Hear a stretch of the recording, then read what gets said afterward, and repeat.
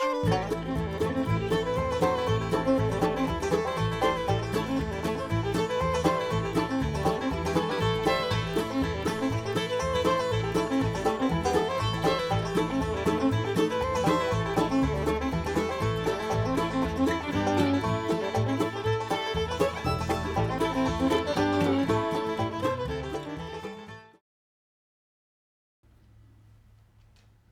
here we've arrived toward the end of the 50s.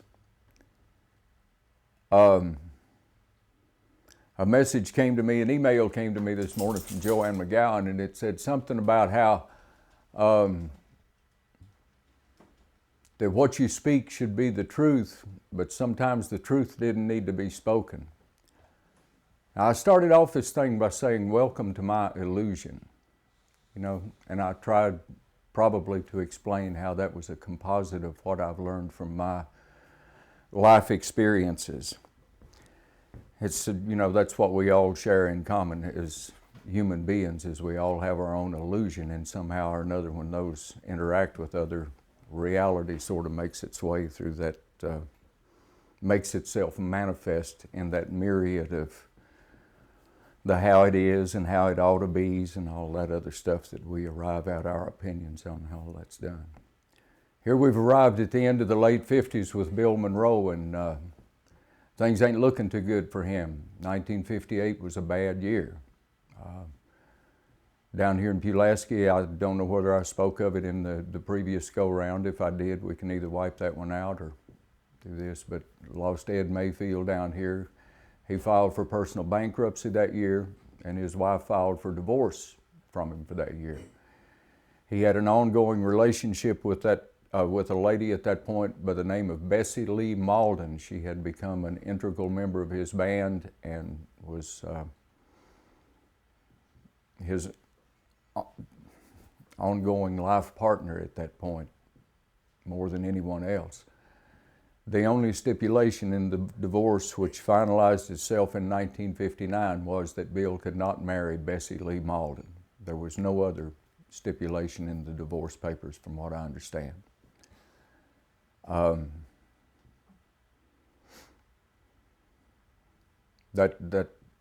Anyhow, onward and upward, here we go. Most of those cats that were around in the 40s and 50s, if they were living when I came along, I made acquaintance with them. Clyde Moody, Art Wooten, Mac Wiseman. Never was really that acquainted with either Lester Flatt or Earl Scruggs, but I have spoken to them, and I think if we met, we could call each other on a first name basis. Jimmy Martin then, Carter Stanley. I remember when the Stanleys played over at El Tenedor skating rink in Floyd, Virginia, once upon a time. I went over there and wound up playing a portion of the evening with Carter and George Scheffler and Chick Strickland. And interesting experience. Jim and Jesse were two guys that I followed quite a bit back in those days. They had a wonderful banjo player named Alan Shelton, really had a unique sound. It was just a bounciness to his right hand, and I heard Jesse McReynolds in Rosine, Kentucky say if anybody was ever personally responsible for the sound of Jim and Jesse McReynolds, it was Alan Shelton. And I thought that was just wonderful of Jesse to say that, because it was right on the money. Most of those guys threw out, the ones that were around there. I was befriended by Don Reno and Red Smiley and an old boy named Carlton Haney in the early 60s.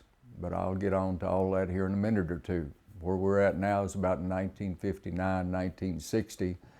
Monroe's career is pretty much down the tubes at this point, but there's a folk revival beginning to happen in the Northeast. And you've got the Newport Folk Festival coming along, and that was soon to be, there was going to be a big festival in Philadelphia for a while, and the folkies got into it. And some of those folkies started discovering some of the guys like Charlie and Bill Monroe. Mike Seeger and Ralph Rensler most especially found them. But this was something that is going to change, that completely change the complexion of what we're talking about in bluegrass music now. Up until this point, Monroe had been regarded as a contemporary musical celebrity, out there chasing that celebrity dream. And he sort of don't know what to do with himself right now, I don't think. His music has gotten more and more complex as we've gone along. You can hear it in the tunes. The tunes get the name of a geographic location, like Stony Lonesome or Brown County Breakdown, or the idea of something. But the music's going to change now. Monroe had pretty much exhausted that pool of Celtic-descended Southern musicians that could help him express himself. Bobby Hicks and Kenny Baker in the late 50s were the ones that the only two left around on a consistent basis that could help him interpret the music that was coming from him. Ralph Rensler makes acquaintance with him and goes to Nashville and winds up becoming a manager of sorts. He renegotiates Bill's contract with Decca Records. They wind up putting out an instrumental album and an album called The High Lonesome Sound, which was a bunch of outtakes of songs that had been done in the 50s. They were the first recordings ever to have liner notes that listed who the musicians were, where the sessions took place, the whole shooting match. It was a very innovative thing for that time. Ralph also, well, in general, he put Bill on a more solid business footing and sort of got his act back in order. Along about that same time, or in the late 50s, there had been a group playing in the Boston area. The Lilly Brothers, with Don Stover and Tex Logan, had played up there, and they had attracted quite a few fans in the area. Had a banjo player from that area by the name of William Bradford Keith. And of all the folks I ever met in bluegrass, I think I met two consummate geniuses. One of them was Bill Monroe and the other one was Bill Keith. And their genius was as different as daylight and dark. With Bill Keith, everything reduced itself to a formula, to a pattern, to something that was predictable and mathematically correct. With Monroe, it was just the ongoing flow of sound, organized sound. He couldn't tell you, I never heard him name out a note that he was playing, tell you what the note was. When you'd ask him what key you were playing a tune in, he'd strike a chord on that mantle and say, this one right here. With Bill Keith, he can tell you exactly what it is. And both of the men absolutely consumed by their musical being. It's an interesting thing. But anyhow, Bill Keith had met Earl Scruggs somehow or another at Newport, and through his time at Amherst had taken a spiral notebook and come up with what was to become Earl Scruggs' instruction book. When he was in Nashville, I have no idea how all this came together, but he came to Nashville to do the deal with Louise and Earl Scruggs on the book. I think Ralph Rensler was in the ballpark, may have provided the introduction, I don't know. But somehow or another, Bill Keith and Bill Monroe met, and Bill Keith was hired into the band. And all of a sudden, we're going to see what was a primal form of music take its first steps into becoming an elevated art form, that of human contrivance, which stimulates the human intellect. Bill Keith came from a part of the country where they played reels and jigs, that northeastern fiddle music, and you can hear it in this, but it has got a tremendous Kentucky breakdown push underneath it that is just dynamic as all get out. And this is the thing when Farron Young, after a Bill Monroe performance on the Opry, said, you need to get this fellow up to the mic and play this. It had much the same effect on the audience as Earl Scruggs had had in 1945. So here you go, here's Sailor's Hornpipe.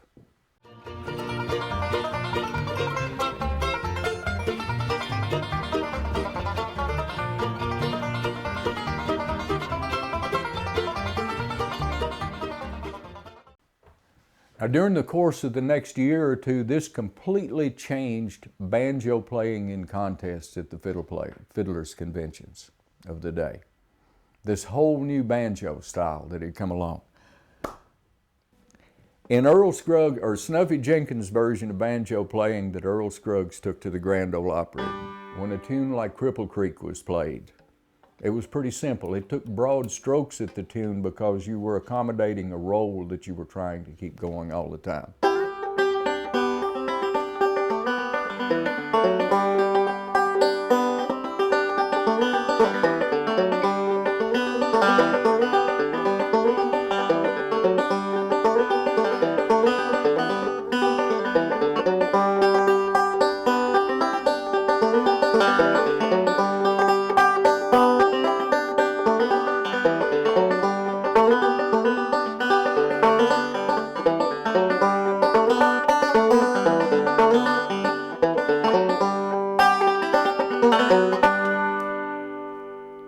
That's what you would hear around a typical contest in the late 50s, early 60s in Galax or Union Grove, because most people were exponents of that Scruggs-style banjo playing.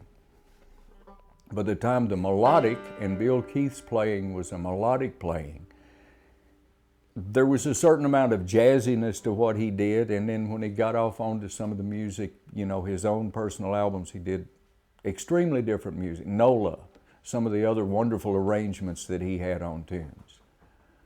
But in the Bill Monroe context here, he's simply playing melody. It's like taking that same tune and playing it like a fiddle player would play it. I don't have the feel in my right hand to emulate what Bill Keith could do.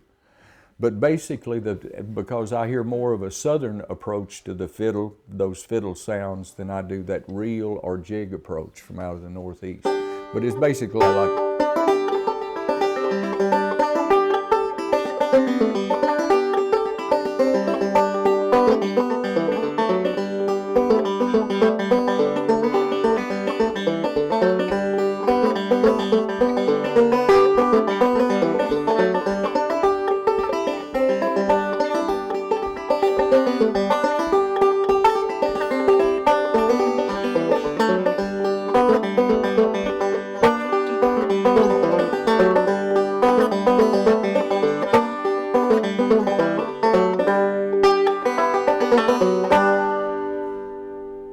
Now, Bud, that's the best I can do. That's the difference as best I can explain it.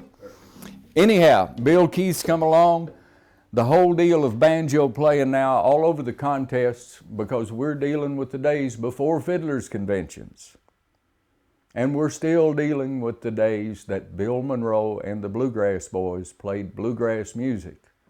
We're still living in the days when Flatt and Scruggs and Reno and Smiley and Jim and Jesse and the Stanley Brothers played country music. That's how they were billed throughout their career. Here's you another tune. This one started popping up. It was one of the easier tunes, this and Shenandoah Breakdown, but this one had a little more of the fiddle flavor to it than Shenandoah Breakdown, so I'll play it, or whoever the magician is in the control room will play this for you, and we'll hear some more of how Bill Keith's style influenced the banjo playing from the southeast of the United States. Here we go.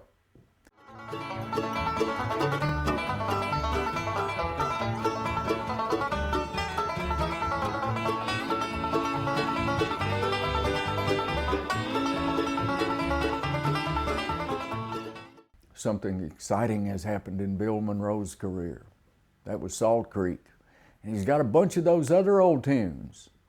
You know, that musical high horse that he had been on around the Grand Ole Opry for 10 or 15 years, he had kind of been knocked off of that by bands like Ernest Tubbs Band and Ray Price's Cherokee Cowboys and some of the others. They had this jazz music happening in their country music bands and swing bands and really fine, extraordinary musicians coming to town who played electric guitars and stuff. And that sort of took Monroe off of his pedestal. But all of a sudden, in these fiddle tunes, lay that same intricacy that caused the country musicians and everything to go ooh and ah like the pop musicians did over the jazz guys out there, you know.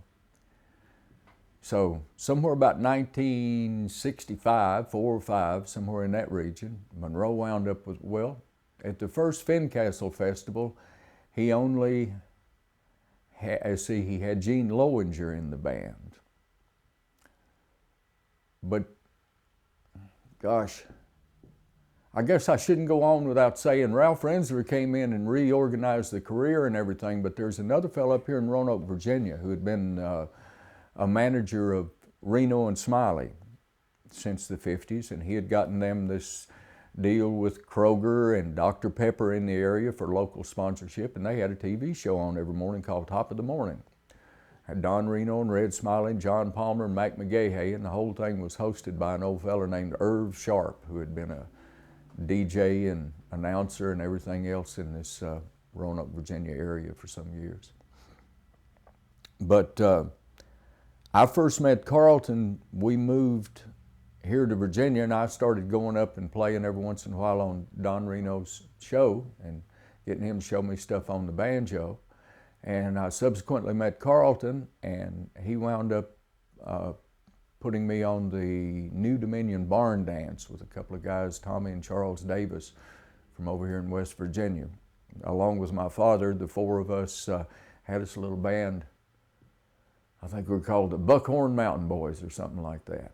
Anyhow, we got to play down at Richmond at the New Dominion Barn Dance some.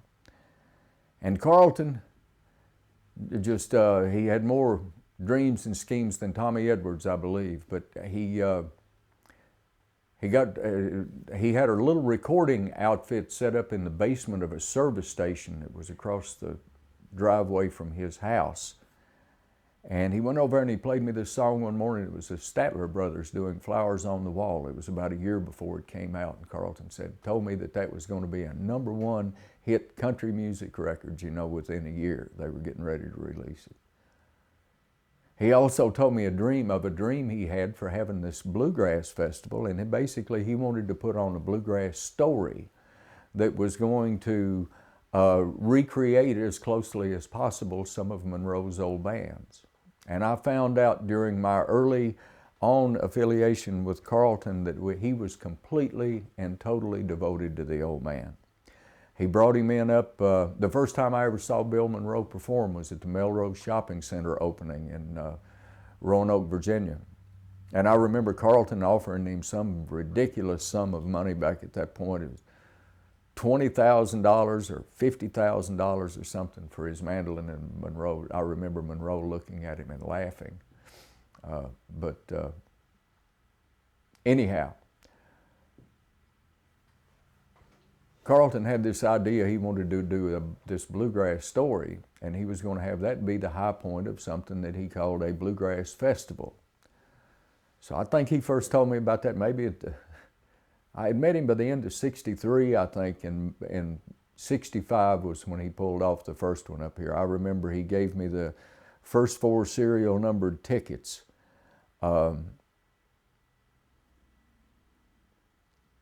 For passing out flyers and everything for him down at Galax, and then I had won a couple of contests over the year, everything. On one of the ads, he actually included my name, I think, in one of the Roanoke newspaper ads up there. I wish I'd have made that big placard that's been up all those years.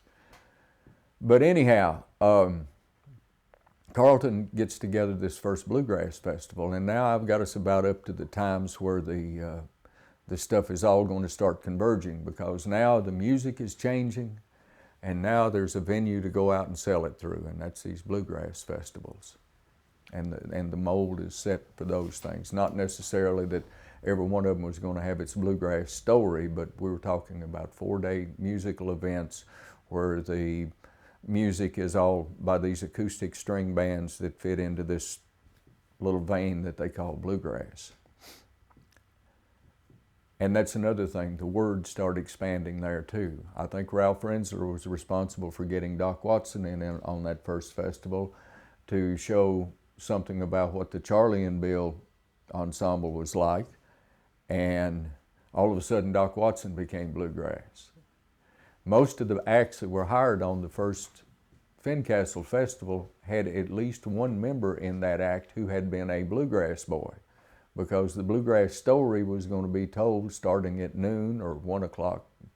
Maybe they had a lunch break after their gospel show of the Sunday morning. But anyhow, Bill would get up on the stage and they'd start out. It would be Clyde Moody and some other old fiddler. I think Art Wooten was around during that time, and he may have played some with them, but they would, you know, during that he'd go from there to a group that had Benny Martin and Don Reno in it, and then Jimmy Martin would come out, and it would just, he would parade all these guys through all afternoon, and Bill would stand there for 5 or 6 hours just singing at the top of his lungs and playing his mandolin, because he was caught up in one of them places.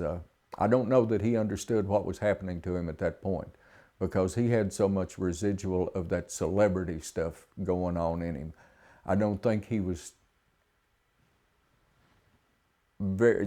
I still don't think he had gotten the idea that he was being looked at as a musical artist rather than a contemporary entertainer. But anyhow, the first festival led to a second festival, and if you got one somewhere, Bob or Bud, there's a, I'm sure there are copies of it out on the internet of that original Fincastle contract with Bill, because I think he did the festival for like $250, something like that. It was an incredibly low sum of money that he was working for in those days. Again, speak the truth, but some of the truth don't need to be spoken. I saw guys show up at the festival that didn't have enough money to pay for their motel rooms and get into it with Carlton because he didn't have enough money. Since the gate receipts hadn't come in, he didn't have enough money to front them the money to get them a place to stay. That was a curiosity. There was an old boy named David Deese working in Red Smiley's band. And David had worked for Monroe a little bit. He'd gotten his career started with Arthur Smith and Homer and the Briarhoppers, some of those guys down in North Carolina, and made his way to Monroe for, you know, to work a few jobs here and there. And ultimately he settled in with Red Smiley up here in Roanoke until the time he was drafted into the military. He was a Vietnam veteran. But David told me a real interesting observation, and here we are in 2013 and times are certainly changing.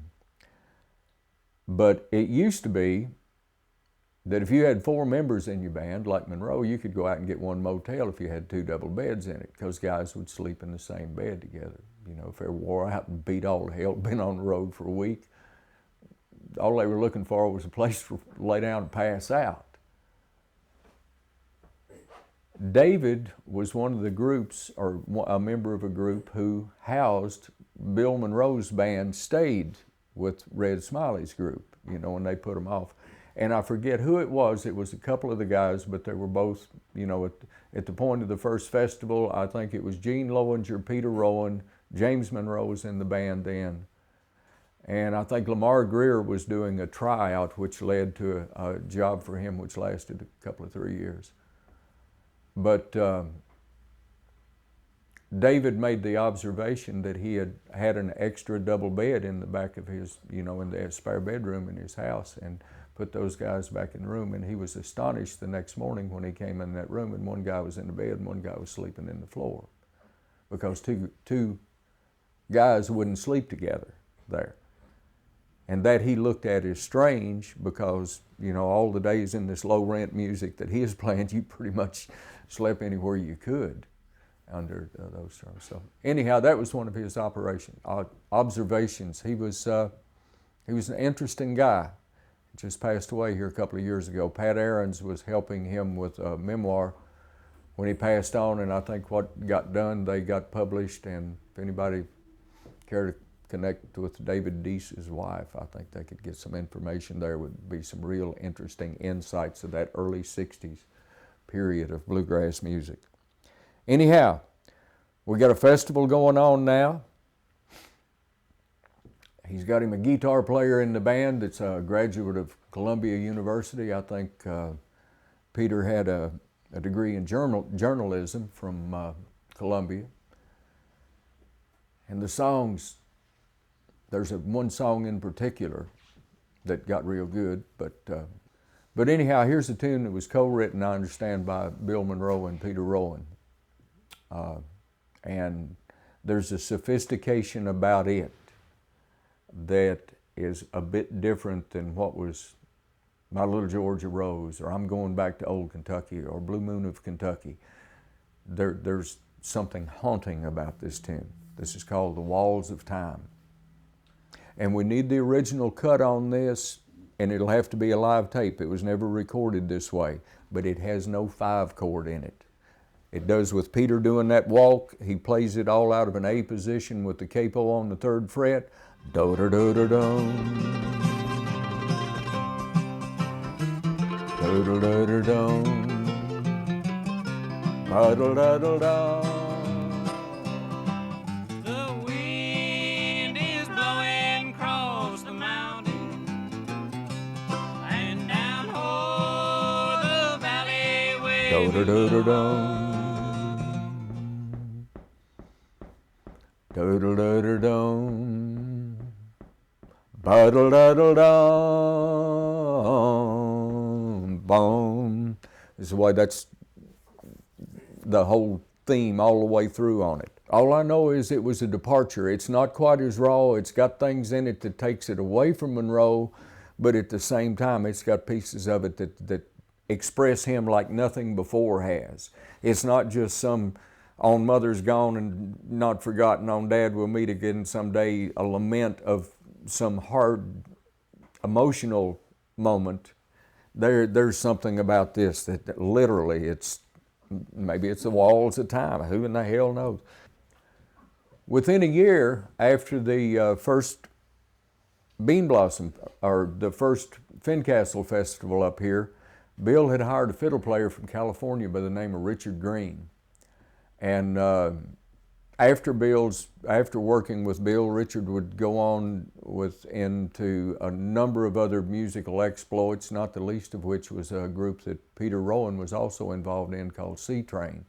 At that point, Stephen Grappelli made the comment that Richard was the greatest jazz violinist the North American continent had ever produced. But anyhow, when he went to work for Bill Monroe, he had a background in Scotty Stoneman.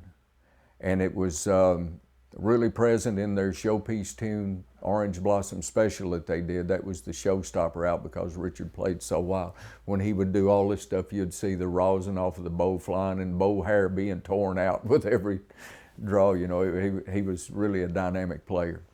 But anyhow, here's one of the more sophisticated of the fiddle tunes they did.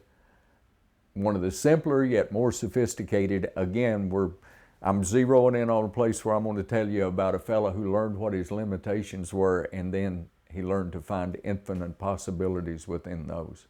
But here's an old tune called Soldier's Joy that they go after.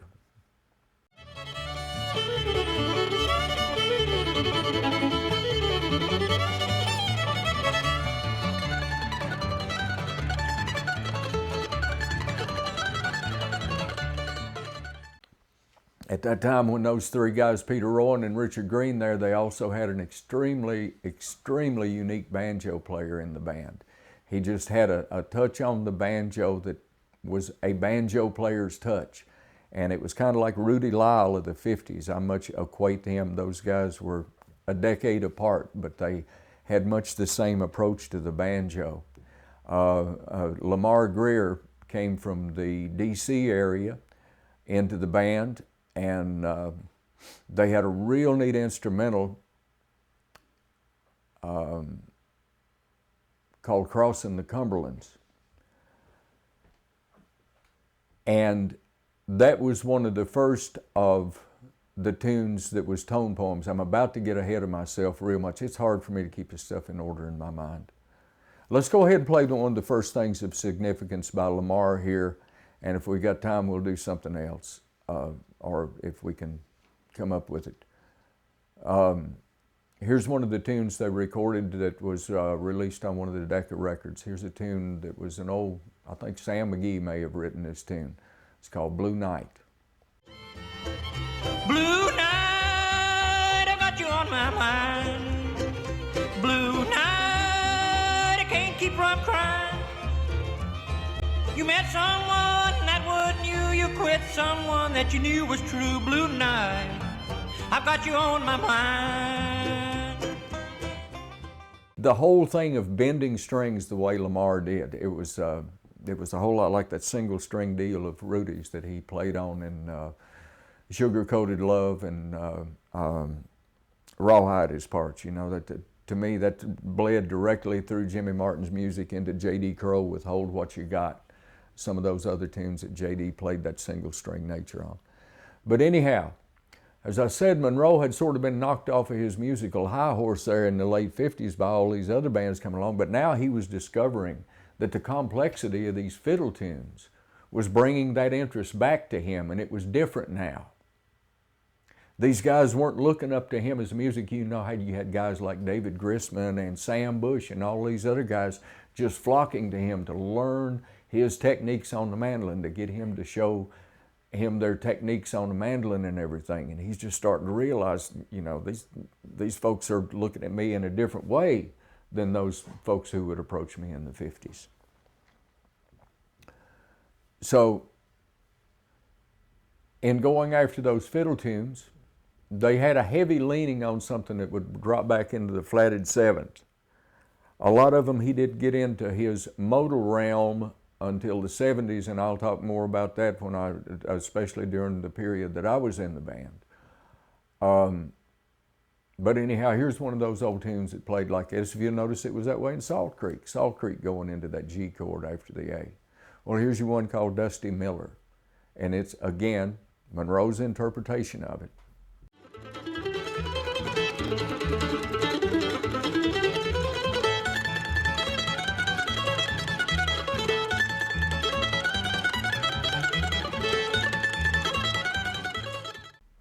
All right, now there shows you the fiddle tunes, and I'm also showing you at the same time how the scope of bluegrass music at this point is starting to do this. In the 50s, when we had the music playing, the fiddle and the banjo and the mandolin all had their different parts. Wheelhouse that I showed you, the fiddle and the mandolin only played two parts, but Hubert Davis played a third.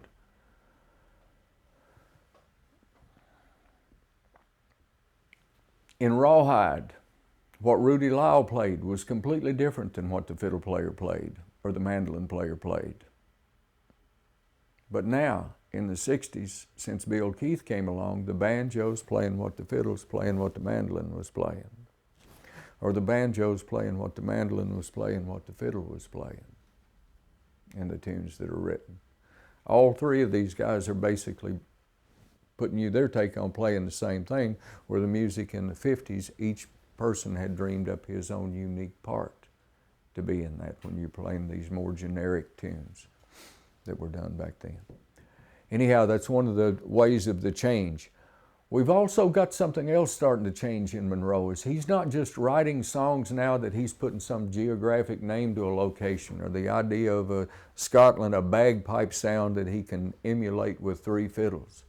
All of a sudden he's putting an image in his mind, or when he starts coming up on a tune, an image will come to his mind and he starts writing about that.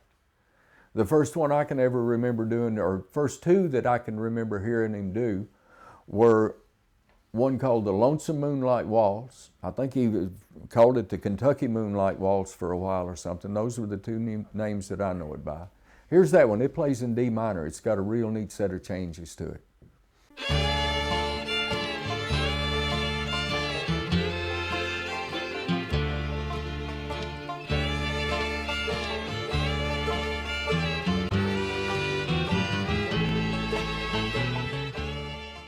The music's getting sophisticated. The festivals are starting to grow. By 1967, Bill started his first festival out in Bean Blossom, Indiana.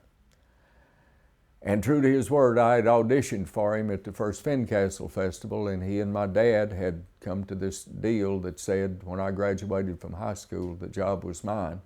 But until that time, I had to maintain my grades and keep my act right factor up to at least a +6 in the general go-round of things. So, unbeknownst to me, my dad had sent him a graduation announcement, and I was working a part-time job I had on Saturday morning when the phone rang, and it was Bill Monroe asking me if I wanted to go to work on the Grand Ole Opry for him. And I jumped at the chance, and I wound up going to Nashville, Tennessee in 1967 and having my first Bill Monroe experience. It was not pleasant. I was scared. It was my first time out away from anything that my father was not with me. He had accompanied me. The only travel I'd done was either when we moved from state to state as a result of his jobs or going to musical events, and he was always at my side there. And the big city was somewhat frightening. And at that point again, I think Bill was supposed to pick me up on a Monday, and I think James showed up somewhere Tuesday afternoon, nobody calling me or anything. I wound up sitting around about a day and a half, not knowing after my appointment had been made to meet the guys, and just nothing, no communication. So that was a bit unnerving. I remember the first trip I made out with him, Lamar Greer had to make the trip because he was still in the Union.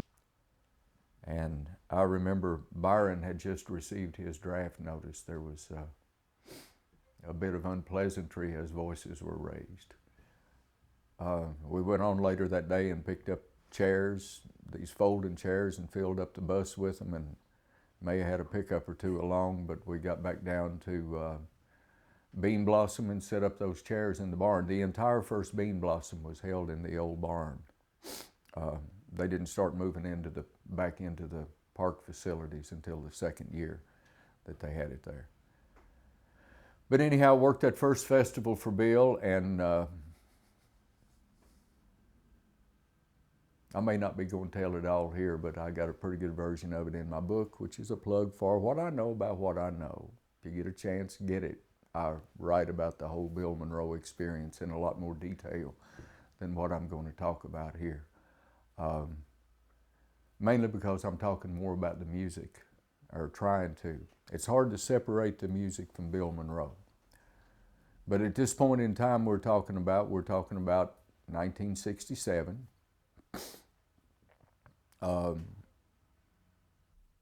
We got back to Nashville through an unfortunate situation and circumstance and non-communication. I wound up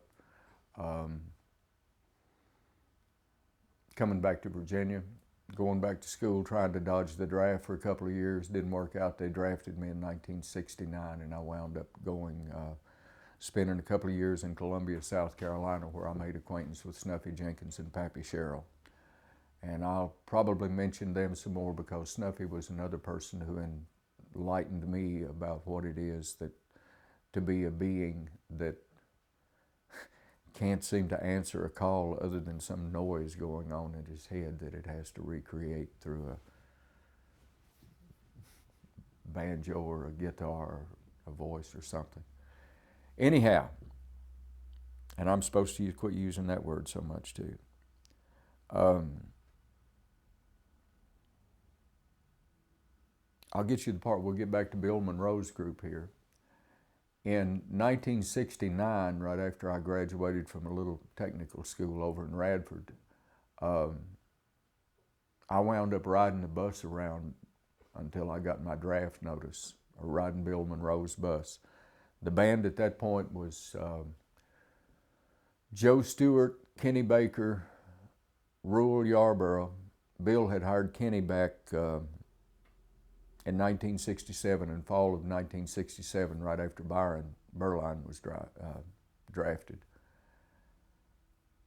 Let's see, it was Joe Stewart, Kenny Baker, Rural Yarborough, James Monroe, and James was making the transition to guitar now. He had started out as playing the bass in his father's band sometime in 62, 63, somewhere along in there.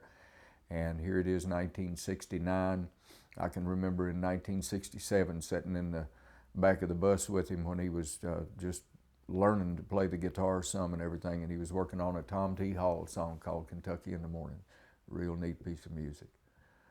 But anyhow, here's your song right now that introduces James Monroe into his dad's band. They subsequently cut 2 albums and recorded quite a bit of stuff by this writer from out in the Missouri, Illinois area by the name of Damon Black. I think that's where he's from. Never did know the guy, but he wrote some neat songs, this and Tall Pines and some of the other things that James wound up doing. But here's one called I Haven't Seen Mary in Years. Hold my hand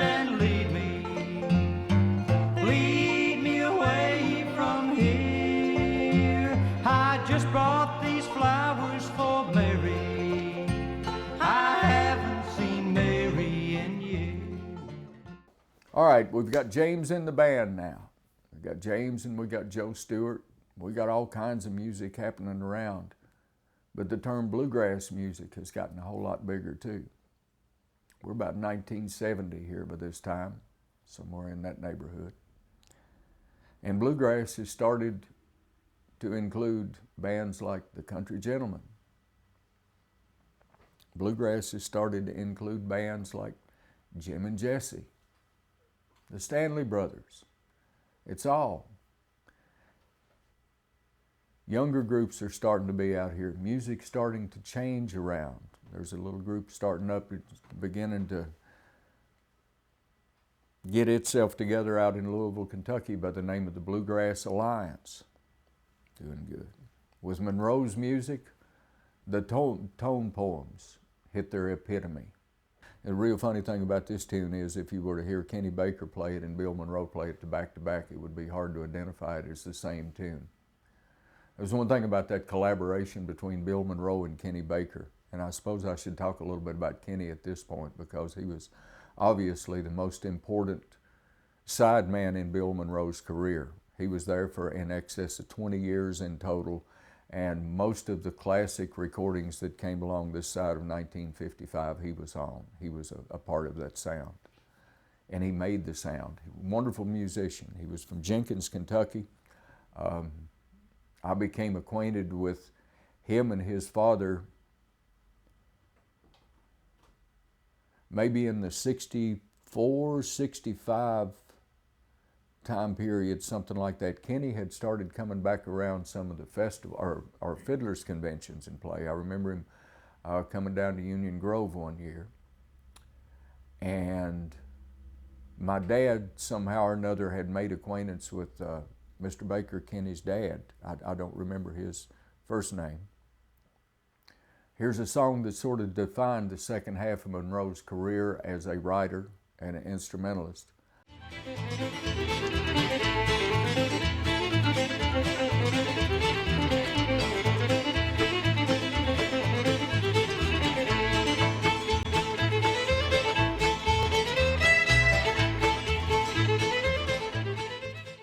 There you have it. There's your Jerusalem Ridge. That was supposed to be emulating the fox hunters up on this ridge. A lot of folks think that Bill was born, or that house that he was born in is on Jerusalem Ridge, but Jerusalem Ridge is behind it. He's actually on Pigeon Ridge up there. So anyhow, Jerusalem Ridge where they used to go to do their fox hunting.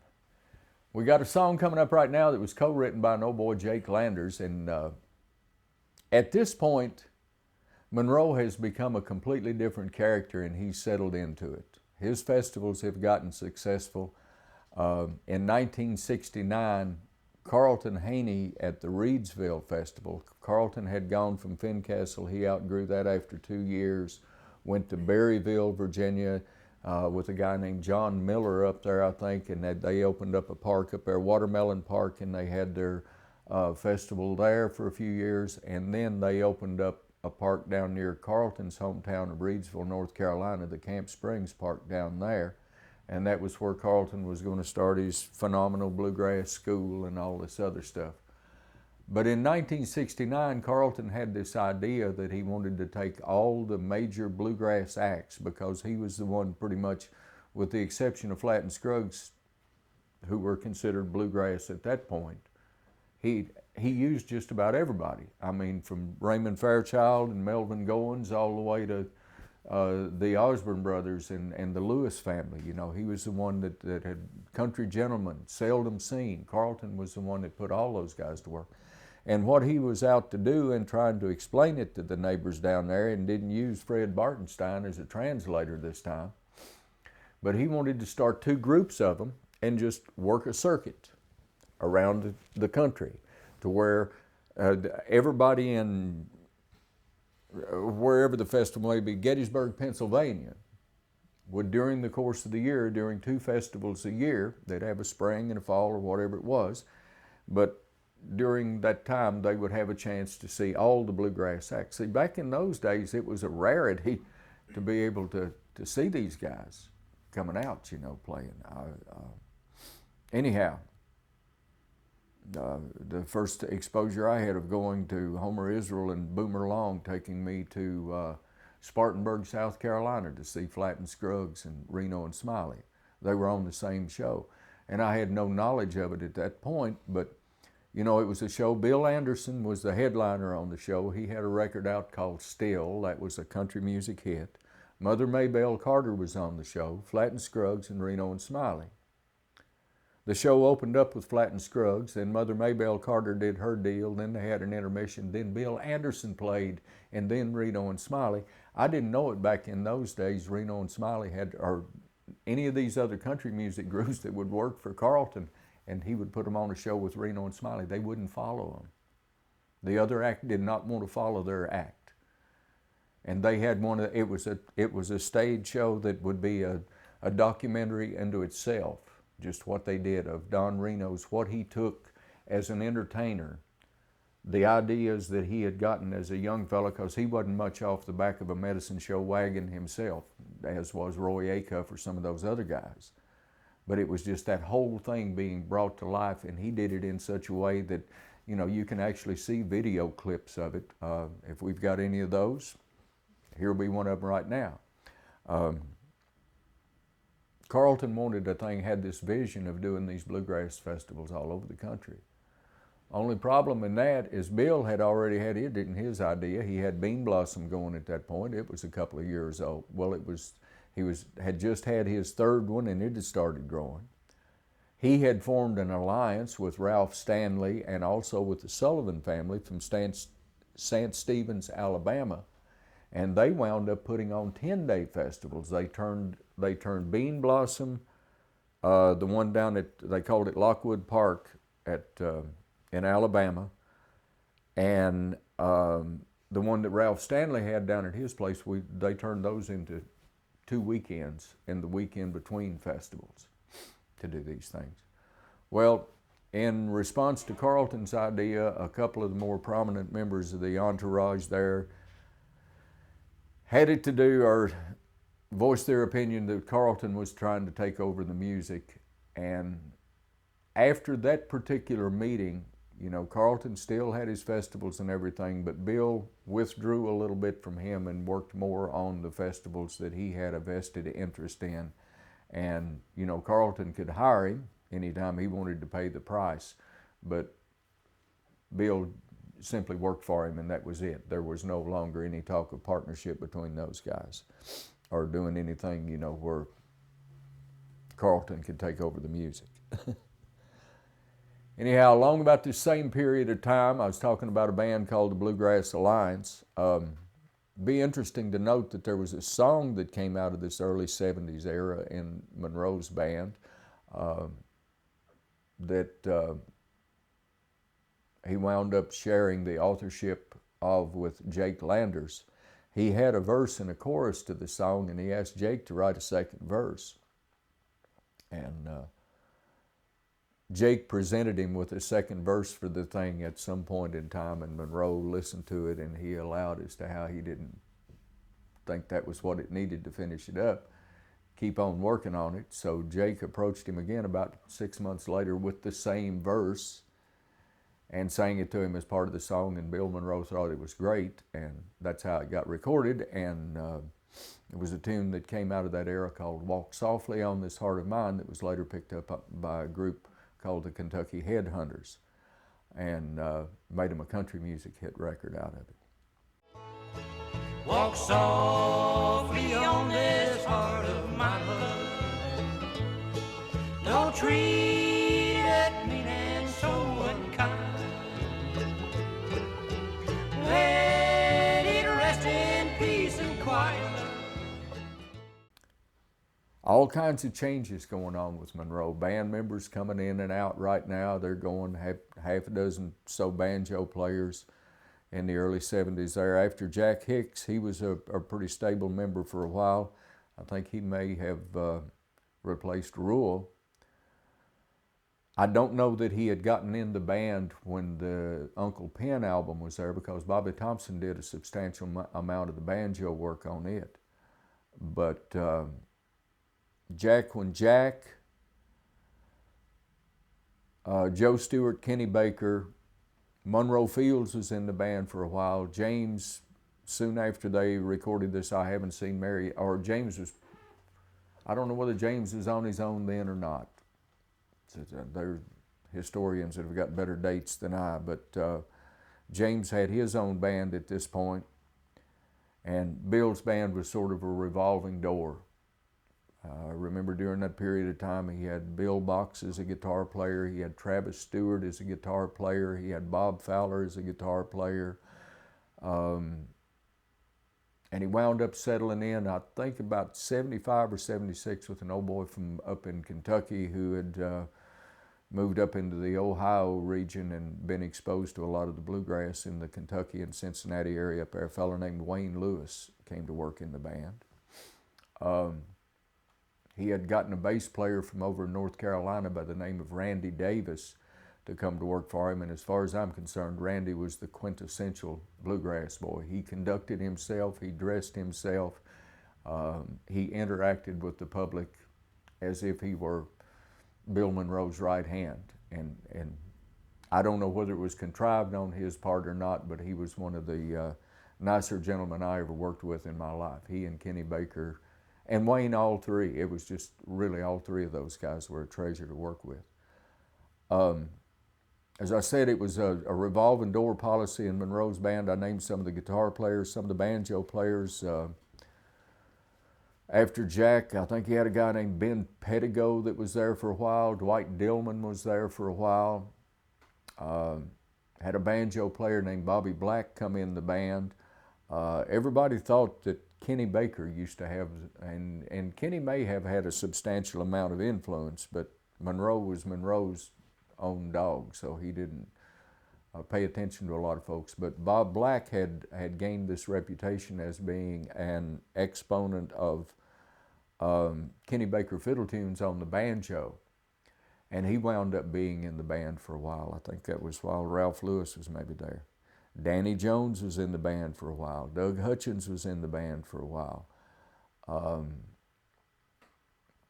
It was just a lot of musicians came and went there in the early to mid 70s. Wound up with a banjo player by the name of Bill Holden. Bill was from out in Austin, Texas. He had worked with the Country Gentlemen, and Bill was becoming somewhat disillusioned with the music business in general, and he started spending more time at home and everything, and he wound up getting me to do some fill-in spots on the Opry with Bill Monroe. So I got a call from Bill Holden that he was going to turn in his notice and ask if I would be interested in the job, and I said I would. And I just come off of a couple of years of getting myself back into the music business.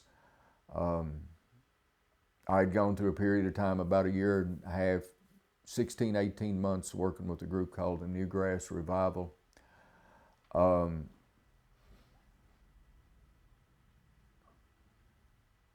don't know what I was doing. I guess I was doing session work, just jobbing around after that for a while, but Tex Logan got to telling me that I should go help Wilma Lee and Stoney Cooper out for a while, which I wound up doing.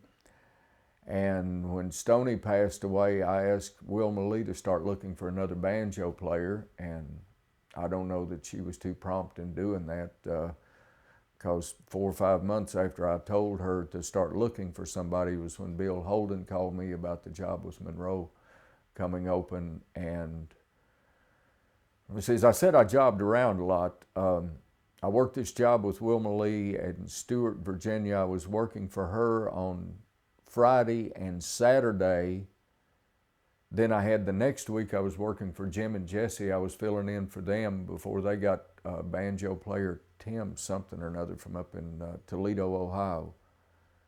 But I worked Friday and Saturday with Wilma Lee. I worked Saturday and Sunday with Jim and Jesse, went on up into Canada, worked a week for them, and came back to work with Wilma Lee a week from the next Monday night. And despite all the messages I'd left her and all the talking that I had done, when I showed up at the show, it was for the Association of Country Music Entertainers Ace Show, they called them there in Nashville. She had hired Vic Jordan to come in that night because she didn't know whether I was going to make it back to town or not. So I said, this would be a real good time for you to take him or somebody like him on with you permanently, because I'm going to go do something else. And I went to work for Monroe then, and that was the start of the rocket ride. Along about that same time, or maybe a couple of years ago, or a year prior to that, I had made acquaintance with an old boy named Ed Dye. And I wrote about him to some extent in my book. He was a kindred spirit out here, just another one of these dervishes as myself. You know, a dervish seems to be one of these people just run around in circles all the time, really having no purpose in life. And at times that seems to me as what mine's been, other than try to get something out of that thing right there. I worked hard at it. Anyhow, Ed introduced me to a couple of things. One of them was LSD and associated stuff like that, like your mushrooms and peyote. He was the most wonderful guide that I ever had in that, because, and I got really thick into it. Anyhow, Ed Dye and I got up one morning and caught us one of our proverbial buzzes that was probably going to last for 2 or 3 days. And we went down to Elliston Place, down to the soda shop to get us a bite to eat, and we walked up the street to a bookstore. And this here little book jumped off the shelves at me.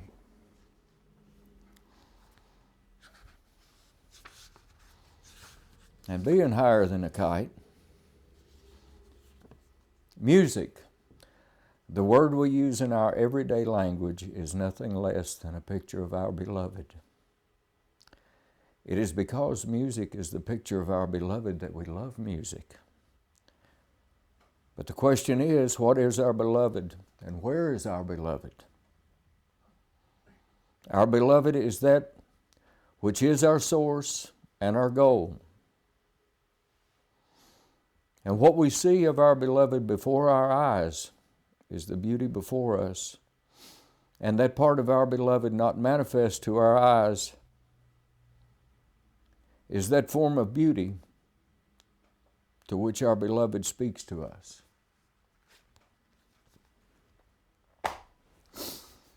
I'd been scared to death as a little fella. They took me into every kind of damn church that there ever was. I've seen people standing, hollering, screaming, throwing their arms in the air, talking in tongues. I reckon that they took me in front of everything short of snake handlers when I was little, and I eventually got to see one of them bunches before I really run for cover.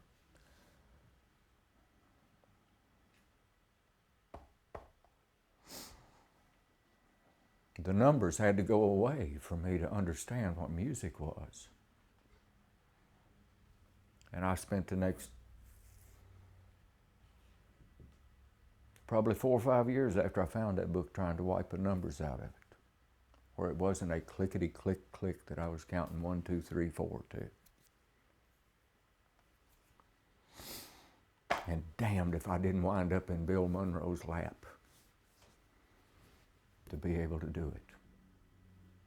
And had him tolerate me. Because there were times I'm sure I was a pill to deal with during those days. But anyhow, I wanted to learn about the music.